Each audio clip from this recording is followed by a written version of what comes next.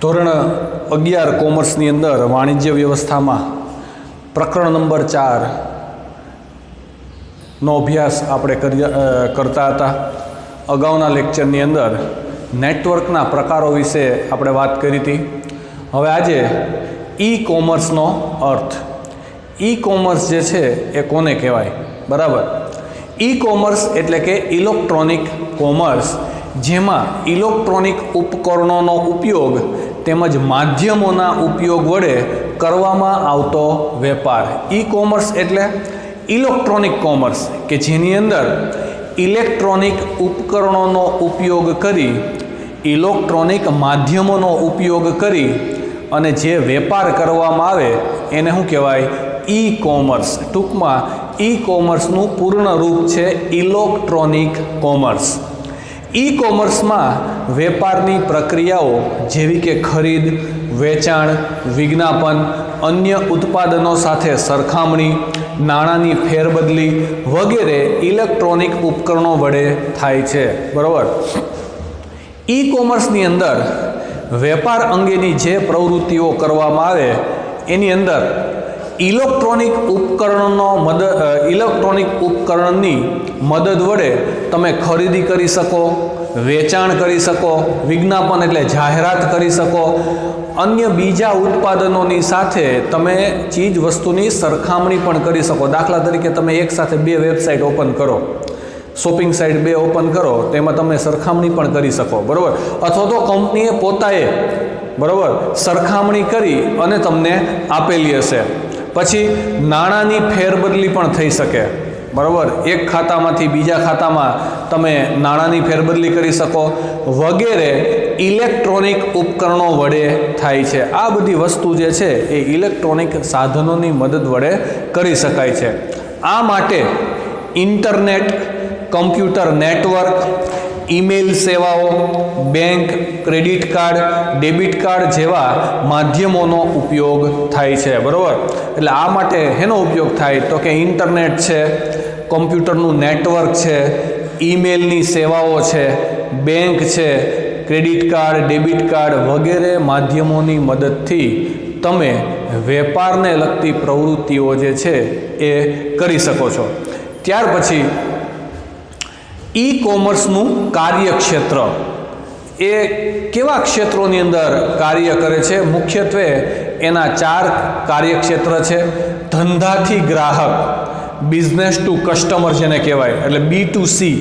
પછી ધંધાથી ધંધો B2B, business to business. ગ્રાહકથી ગ્રાહક એટલે C2C, કસ્ટમર ટુ કસ્ટમર. ગ્રાહકથી ધંધો એટલે C2B, કસ્ટમર ટુ બિઝનેસ. એક પછી એક આપણે જોઈએ કે સૌપ્રથમ છે ધંધાથી ગ્રાહક B2C. બરાબર. આમાં એક છેડે વેપારી અને બીજા છેડે ગ્રાહક હોય છે. ઇન્ટરનેટ દ્વારા વેબસાઇટના ઉપયોગથી જે વેપારી ગ્રાહકોને તેના ઉત્પાદનો કે સેવાઓનું વેચાણ કરે છે તેનો આ પ્રકારમાં સમાવેશ થાય છે. બરાબર. બિઝનેસ ટુ કસ્ટમર એટલે કે ધંધાથી ગ્રાહક. એક બાજુ વેપારી હોય અને બીજી બાજુ ગ્રાહક હોય. ઓનલાઈન સેવાની મદદથી, ઇન્ટરનેટની સેવાની મદદથી જે વેપારીઓ ગ્રાહકોને ચીજ વસ્તુનું વેચાણ કરે છે તેનો સમાવેશ આ B2C એટલે કે ધંધાથી ગ્રાહકની અંદર, આ ક્ષેત્રની અંદર એનો સમાવેશ થાય છે. ગ્રાહકો કોઈ પણ સ્થળેથી કોઈ પણ સમયે પસંદગીની વસ્તુઓ ખરીદવા માટેનો ઓર્ડર આપી શકે છે. વેચનાર પોતાની વસ્તુનું કોઈ પણ મધ્યસ્થી વગર સીધું જ વેચાણ ગ્રાહકને કરે છે. હવે બિઝનેસ ટુ કસ્ટમર હોય, ઓનલાઈન ખરીદી કરવાની હોય એટલે ગ્રાહક છે એ કોઈ પણ જગ્યાએથી ચીજ વસ્તુનો ઓર્ડર કરી શકે. મોબાઈલ ફોનની મદદથી એ કદાચ કોઈ પણ જગ્યાએ બેઠો હોય તો ત્યાંથી ચીજ વસ્તુ જે છે એ ખરીદવા માટેનો ઓર્ડર કરી શકે. આમાં મધ્યસ્થી રાખવાની જરૂર પડતી નથી. વેપારીએ કોઈ મધ્યસ્થી, વચેટિયા, એજન્ટ, દલાલ જે છે એ રાખવાની જરૂર હોતી નથી. ખરીદનાર જે છે એ એક સ્વતંત્ર ગ્રાહક છે. ઓનલાઈન ખરીદી આ વ્યાપારનું ઉત્તમ ઉદાહરણ છે. ગ્રાહક છે એ પોતે સ્વતંત્ર હોય છે કોઈ પણ ચીજ વસ્તુની ખરીદી કરવા માટે. ઓનલાઈન જે ખરીદી કરવામાં આવે છે એ આનું એક ઉત્તમ ઉદાહરણ છે. આ પ્રક્રિયામાં ખરીદ વેચાણ ઝડપથી અને સરળતાથી થતું હોવાથી તે ખૂબ જ પ્રચલિત છે, બરાબર. અને આ પ્રક્રિયાની અંદર ખરીદી અને વેચાણ જે છે એકદમ સરળતાથી અને ઝડપથી થતું હોય એટલા માટે આ પ્રક્રિયા જે છે એ એકદમ પ્રચલિત છે અત્યારના સમય પ્રમાણે. વસ્તુના છૂટક વેચાણ ઉપરાંત B2Cમાં ઓનલાઈન બેન્કિંગ, પરિવહન સુવિધાઓ જેવી અનેક સેવાઓનો સમાવેશ કરવામાં આવે છે. આ B2C જે છે એની અંદર ઓનલાઈન બેન્કિંગની સુવિધાઓનો પણ સમાવેશ થાય. ઓનલાઈન બેન્કિંગ એટલે કે બેંકની તમામ પ્રકારની સેવાઓ તમે ઘરે બેઠા ઇન્ટરનેટના માધ્યમથી મેળવી શકો છો. આ ઉપરાંત પરિવહનની સેવાઓ તમે કોઈ પણ સ્થળેથી, બરાબર, દાખલા તરીકે રેલવે છે, ST બસ છે કે વિમાન જે છે, બરાબર ને, હવાઈ જહાજ જે છે એની ટિકિટ તમે બુક કરાવી શકો છો, એટલે કે એની સેવા પણ તમે લઈ શકો છો, બરાબર. ત્યાર પછી બીજું છે ધંધાથી ધંધો, જેને કહેવાય બિઝનેસ ટુ બિઝનેસ. આ પણ એક બીજું કાર્યક્ષેત્ર છે કે આ પ્રકારમાં સામેલ બંને પક્ષો ધંધાદારી એકમો કે વ્યવસાયી હોય છે. આ બિઝનેસ ટુ બિઝનેસ જે છે આની અંદર બે છેડે ધંધાર્થી વ્યક્તિઓ હોય છે, બરાબર. એક બાજુ દાખલા તરીકે જથ્થાબંધ વેપારી હોય તો બીજી બાજુ જે છે એ છૂટક વેપારી પણ હોઈ શકે. આજના સ્પર્ધાત્મક યુગમાં ધંધાદારી એકમોએ એકબીજા ઉપર અવલંબિત રહેવું પડે છે. આજનો જે હરીફાઈનો જમાનો છે, હરીફાઈના યુગની અંદર દરેક વેપારીએ એકબીજા ઉપર આધારિત રહેવું પડે છે, અવલંબિત રહેવું પડે છે. B2B વ્યાપાર આ અવલંબનને સરળ અને વધુ અસરકારક બનાવે છે. આ બિઝનેસ ટુ બિઝનેસ જે છે એ આ જે અવલંબન છે, એકબીજા ઉપરનો આધાર છે, એને વધારે મજબૂત પણ બનાવે છે અને એને સરળ બનાવે છે. પોતે પુરવઠાકાર, વિતરક કે અન્ય મધ્યસ્થીઓ સાથે સંબંધની સ્થાપના કરે છે. પોતે એક પુરવઠાકાર તરીકે અન્ય વ્યક્તિઓ સાથે, વિતરક સાથે, એટલે કે જે વિતરણ કરતો હોય એની સાથે કે બીજા કોઈ જે મધ્યસ્થીઓ હોય એની સામે ઇન્ટરનેટના માધ્યમથી એ સંબંધની સ્થાપના કરે છે. સામેલ થયેલા વ્યવસાયીઓ વચ્ચે વધુ પારદર્શકતાને કારણે વધુ કાર્યક્ષમતા પ્રાપ્ત કરી શકાય છે, બરાબર. આની અંદર જે સામેલ વ્યવસાયી વ્યક્તિઓ હોય, બરાબર, એના કારણે તમારા ધંધાની અંદર, તમારી પ્રવૃત્તિઓની અંદર વધારે પ્રમાણમાં પારદર્શકતા આવે છે. B2Bની મદદથી વેપારીઓની સામાન્ય વ્યવસાયિક પ્રવૃત્તિઓ જેવી કે પુરવઠાનું વ્યવસ્થાપન, માલના જથ્થાની યાદીનું વ્યવસ્થાપન, ચૂકવણીનું વ્યવસ્થાપન વગેરેની કાર્યક્ષમતામાં વધારો થાય છે, બરાબર. આ બિઝનેસ ટુ બિઝનેસ જે છે આની મદદથી તમે તમારી જે વ્યવસાયિક પ્રવૃત્તિઓ છે, ધંધાને લગતી જે પ્રવૃત્તિઓ છે, દાખલા તરીકે પુરવઠાનું વ્યવસ્થાપન, કઈ જગ્યાએ ઓર્ડર પ્રમાણે પુરવઠો પૂરો પાડો, માલનો જે જથ્થો છે એની યાદીનું વ્યવસ્થાપન, પછી ચૂકવણી કરવાની હોય તો એના માટેનું વ્યવસ્થાપન જે છે, તો આ બધાની કાર્યક્ષમતા જે છે એની અંદર વધારો કરી શકાય છે. ત્યાર પછી છે ગ્રાહકથી ગ્રાહક, કસ્ટમર ટુ કસ્ટમર જેને કહેવાય. આ પ્રકારની વ્યવસ્થામાં ગ્રાહકથી ગ્રાહકના વ્યાપારની પ્રવૃત્તિઓ જોડાયેલી છે. વેબસાઇટ ઉપર ઇન્ટરનેટનો ઉપયોગ કરનાર વ્યક્તિ વેચનાર કે ખરીદનાર ગ્રાહક બને છે, બરાબર. ગ્રાહકથી ગ્રાહક એટલે કે જે વ્યક્તિઓ ઇન્ટરનેટનો ઉપયોગ કરી ખરીદી અને વેચાણની પ્રક્રિયા જે છે, બરાબર, એની અંદર સામેલ હોય એ આ ક્ષેત્રની અંદર આવે છે. બંને છેડે બંને જે છે એ શું હોય છે? ગ્રાહકો હોય છે. કોઈ પણ માધ્યમથી મધ્યસ્થી વિના ગ્રાહકોને ખરીદ વેચાણની ઓનલાઈન સુવિધા પ્રાપ્ત થાય છે, બરાબર.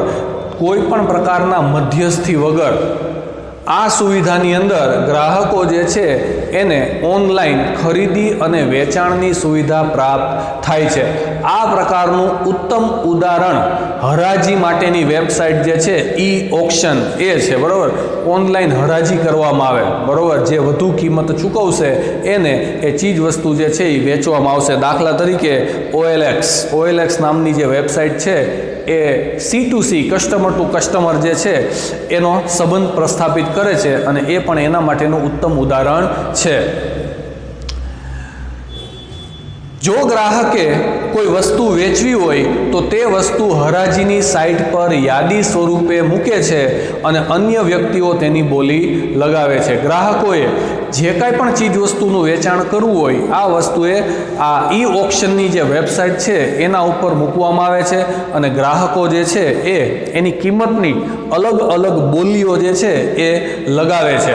ઊંચી કિંમત આપનાર વસ્તુની ખરીદી કરે છે. જે ગ્રાહક વધારે કિંમત આપવા માટે તૈયાર હશે એને ચીજ વસ્તુ જે છે એ વેચવામાં આવે છે અથવા તો એ ચીજ વસ્તુની ખરીદી કરે છે. આ ઉપરાંત OLX.com, Quikr.comમાં વેચનાર ગ્રાહક પોતાની વસ્તુની માહિતી અને વેચાણ કિંમત જે છે એ જાહેર કરે છે. કોઈ પણ વ્યક્તિ જે વેચનારો વ્યક્તિ છે એ પોતાની ચીજ વસ્તુની જે કાંઈ પણ કિંમત છે એ વેબસાઇટ ઉપર જાહેર કરે છે. સામેવાળી વ્યક્તિને એટલે કે ખરીદનાર વ્યક્તિને જો પસંદ પડે તો એ કિંમત જે છે એના ઉપર બોલી પણ લગાવવામાં આવે છે, બરાબર, અને એને વેચાણ કરવામાં આવે છે. વેચાણ કિંમત જાહેર કરે છે અને ખરીદનાર તેની સાથે વાટાઘાટો થયા પછી ખરીદ વેચાણની પ્રક્રિયા થાય છે, બરાબર. ખરીદનાર અને વેચનાર જે છે એ બેયની વચ્ચે વાટાઘાટ થાય છે. કદાચ એ ક્વોલિટી બાબતે હોય, કિંમત બાબતે હોય, બરાબર, પરિવહનને બાબતને લગતી કોઈ માહિતી હોય, તો આવી બધી વાટાઘાટો થયા પછી ખરીદ અને વેચાણની પ્રક્રિયા જે છે એ બંને ગ્રાહકો વચ્ચે થાય છે.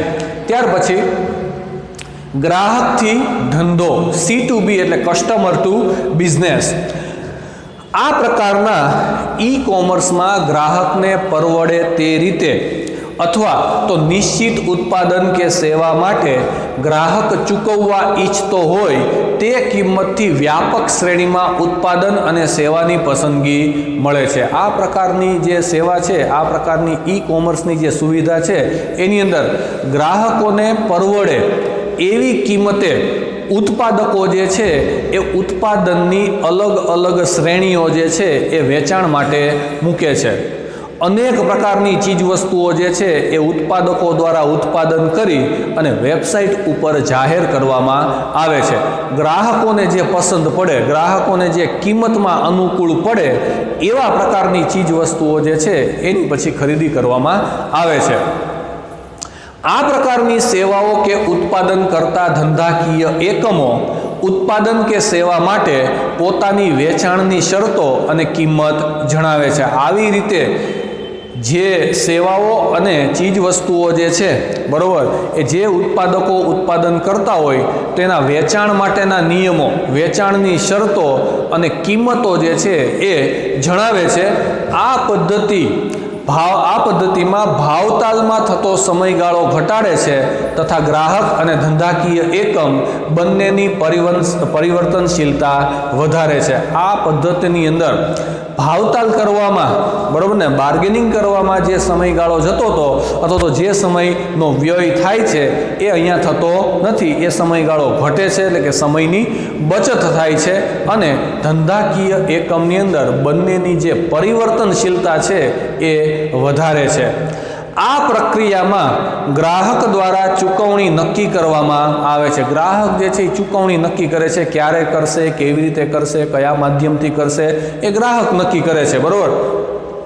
ઈ-કોમર્સની આ ઉપરાંતની પણ કેટલીક અન્ય વ્યવસ્થા છે જેમાં સરકારને એક સ્વાયત્ત અસ્તિત્વ માની લઈએ તો નીચે મુજબની વ્યવસ્થા અસ્તિત્વમાં છે. આપણે આ 4 પ્રકારની વ્યવસ્થા જોઈ, બરાબર.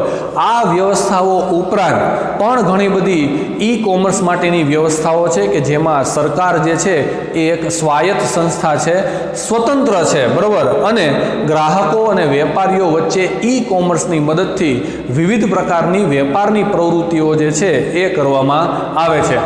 ઈ કોમર્સના સફળ અમલીકરણના સાધનો. તમારે ઈ કોમર્સને જો સફળ બનાવવું હોય, બરોબર, એટલે કે સક્સેસફુલી તમારે વેપારને લગતી પ્રવૃત્તિઓ કરવી હોય તો તમારી પાસે આ સંસાધનો જે છે એ હોવા જોઈએ, અથવા તો આવી સુવિધા જો હોય તો તમારી ઈ કોમર્સની જે કાંઈ પણ પ્રક્રિયા છે એ અસરકારક રીતે અને સરળતાથી થઈ શકે.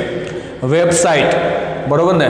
સૌ પ્રથમ તો તમારે તમારી ચીજ વસ્તુનું વેચાણ કરવું હોય તો તમારી પોતાની વેબસાઇટ હોવી જોઈએ, અથવા તો કોઈ વેબસાઇટ જે છે એને ભાડે રાખેલી હોવી જોઈએ, કોન્ટ્રાક્ટ કરેલો હોવો જોઈએ. વેબસાઇટ વગર ગ્રાહક જે છે એ ઓનલાઈન માધ્યમથી ચીજ વસ્તુઓ જે છે એ ખરીદી ના શકે. એને કોઈ માહિતી જોતી હોય તો એ માહિતી ક્યાંથી મેળવશે? તો એટલા માટે સૌ પ્રથમ તમારે તમારી વેબસાઇટ ડેવલપ કરવી પડે, અથવા તો અન્યની વેબસાઇટનો ઉપયોગ કરી અને તમે વેચાણ કરી શકો. ઇન્ટરનેટના જોડાણવાળું કમ્પ્યુટર પણ હોવું જોઈએ. કમ્પ્યુટર હોય નો ડાઉટ, પણ એમાં ઇન્ટરનેટનું કનેક્શન હોવું જોઈએ. ઇન્ટરનેટના માધ્યમથી તમે કોઈ પણ પ્રકારની ચીજવસ્તુઓ કોઈ પણ સ્થળેથી ખરીદવા માગતા હોય તો એની સંપૂર્ણ માહિતી જે છે એ મેળવી શકો. અગાઉના લેક્ચરની અંદર ઇન્ટરનેટ ઉપર માહિતીની શોધ કરવા માટેના આપણે સોપાનો જોયા, બરાબર. તો એ સોપાનો એક વસ્તુ માટેના હતા, પણ તમારે ઇન્ટરનેટના માધ્યમથી તમારે કોઈ પણ વસ્તુની ખરીદી કરવી હોય તો એની માહિતી જે છે એ તમે મેળવી શકશો. પણ ક્યારે? જો ઇન્ટરનેટનું જોડાણ હોય તો. અને ત્રીજું, ક્રેડિટ કાર્ડ કે ડેબિટ કાર્ડ, બરોબર. ઓનલાઈન તમે ખરીદી કરો છો તો ઓનલાઈન પેમેન્ટ પણ કરવું પડશે, નાણાંની ચૂકવણી કરવી પડશે. કદાચ તમે ઈ બેન્કિંગની મદદથી કરશો, અથવા તો તમારી પાસે ડેબિટ કાર્ડ અથવા તો ક્રેડિટ કાર્ડ હોવું જરૂરી છે. ખરીદી કર્યા પછી નાણાંની ચૂકવણી કરવા માટે તમારી પાસે ડેબિટ કાર્ડ કે ક્રેડિટ કાર્ડ જો હોય તો તમે તમારો જે વેપારની પ્રવૃત્તિ જે છે એ સરળતાથી આટોપી શકો. વેબસાઇટ, મેં તમને વાત કરી એ રીતે કે ભાઈ વેબસાઇટ જે છે એને વિકસાવવી પડે, એનું સંચાલન કરવું પડે, એની જાળવણી કરવી પડે અને એને સંવર્ધિત કરતી રહેવી પડે. એટલે કે એને અપડેટ, કન્ટિન્યુઅસ એને અપગ્રેડેશન કરતું રહેવું પડશે. વેબસાઇટમાં વેબ એટલે કે www, અગાઉ આપણે જોયું વર્લ્ડ વાઇડ વેબ. જ્યારે સાઇટ એટલે સ્થળ, કોઈ પણ એક સ્થળ છે ને સાઇટ તરીકે ઓળખવામાં આવે છે. સાદી ભાષામાં વેબસાઇટ એટલે કે વર્લ્ડ વાઇડ વેબ ઉપરનું કોઈ પણ સંસ્થા કે ધંધાનું સરનામું, બરોબર, એનું સરનામું થશે. અલબત્ત વેબસાઇટ એ કોઈ ભૌતિક ભૌગોલિક સરનામું નથી, એ કોઈ ભૌતિક કે ભૌગોલિક સરનામું છે નહીં. એ ચોક્કસ પ્રકારનું નરી આંખે જોઈ શકાય એવું સ્થળ છે નહીં, માત્ર ઇન્ટરનેટ ઉપરનું, નેટવર્ક ઉપરનું આપણું સરનામું છે. પરંતુ તે પેઢી દ્વારા પૂરી પાડવામાં આવતી તમામ સામગ્રીનું ઓનલાઈન ઉપલબ્ધ હોય એવું સંકલિત સ્વરૂપ છે, બરોબર. પેઢી દ્વારા જે કાંઈ પણ ઓનલાઈન સેવાઓ આપવામાં આવતી હોય એનું સંકલિત સ્વરૂપ જે છે એ શું છે? World wide web. ઇન્ટરનેટ જોડાણ ધરાવતું કમ્પ્યુટર.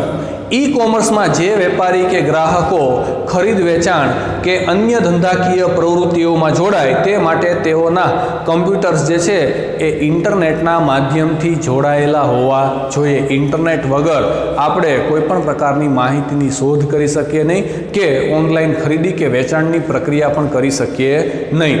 ક્રેડિટ કાર્ડ અને ડેબિટ કાર્ડ. ઈ કોમર્સમાં ખરીદ વેચાણ કરતા વેપારીઓ એકબીજાથી પરિચિત હોતા નથી. દુનિયાના અલગ અલગ દેશોમાં તે હોય, બરાબર. ગ્રાહક જે છે એ ભારતમાં હોય તો વેપારી જે છે એ બીજા કોઈ કન્ટ્રીમાં પણ હોય.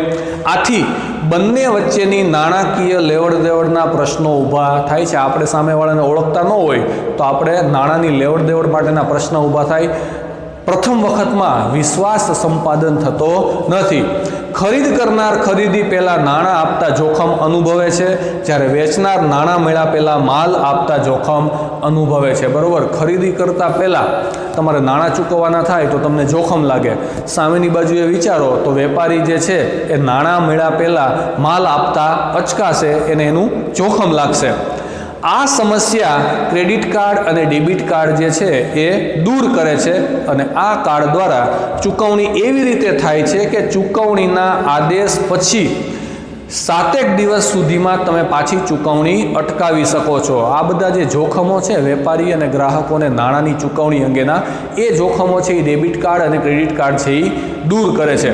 ચૂકવણી કર્યા પછી પણ 7 દિવસ સુધીમાં જો તમારે ચૂકવણી અટકાવવી હોય, તમારે ટ્રાન્ઝેક્શન કેન્સલ કરવું હોય તો તમે કરી શકો છો.